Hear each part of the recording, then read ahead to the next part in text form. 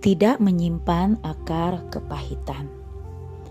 Segala kepahitan, kegeraman, kemarahan, pertikaian dan fitnah hendaklah dibuang dari antara kamu. Demikian pula segala kejahatan. Efesus 4 ayat 31. Hal yang paling sulit dilakukan saat kita disakiti adalah melepaskan pengampunan. Jika hati kita sampai dikuasai dengan dendam yang kita simpan terus-menerus, maka akhirnya hal itu akan menjadi akar kepahitan bagi kita. Saat dikuasai oleh akar kepahitan, maka hati kita akan dipenuhi dengan kebencian. Kita akan menjadi sulit mengampuni, bahkan sulit bersukacita.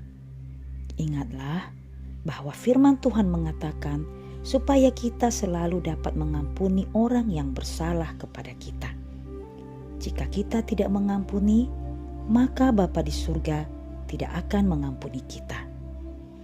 Yang berikutnya, ciri seseorang yang menyimpan akar kepahitan, yaitu mereka cenderung sering menyakiti hati sesamanya dan selalu memiliki pikiran yang negatif.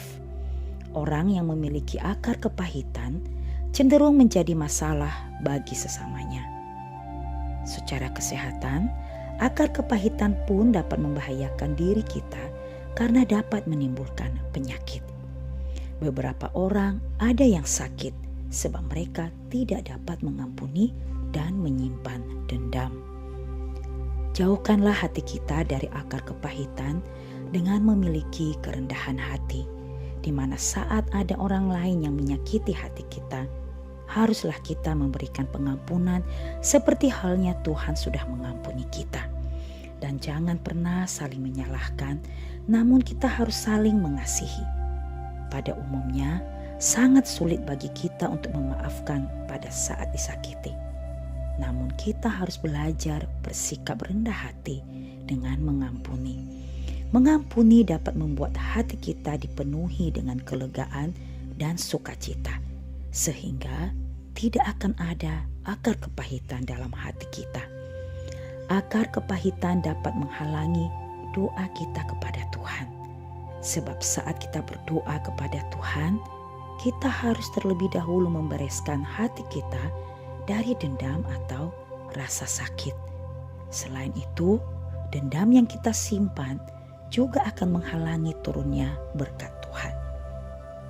Hiduplah dalam kasih, supaya berkat-Nya senantiasa tercurah. Dalam hidup kita ini tidak boleh sampai menyimpan akar kepahitan. Oleh sebab itu, ketika mulai ada rasa sakit hati, harus cepat diselesaikan agar tidak menjadi akar yang pahit.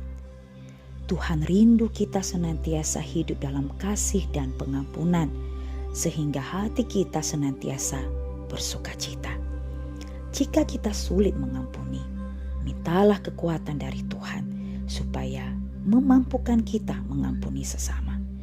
Izinkan Roh Kudus untuk melembutkan hati kita sehingga kita dapat terhindar dari akar kepahitan. Jadilah seorang pribadi yang selalu dapat mengampuni dan mulai hari ini bebaskan diri kita dari akar kepahitan. Mari hidup dalam sukacita Tuhan. Amin.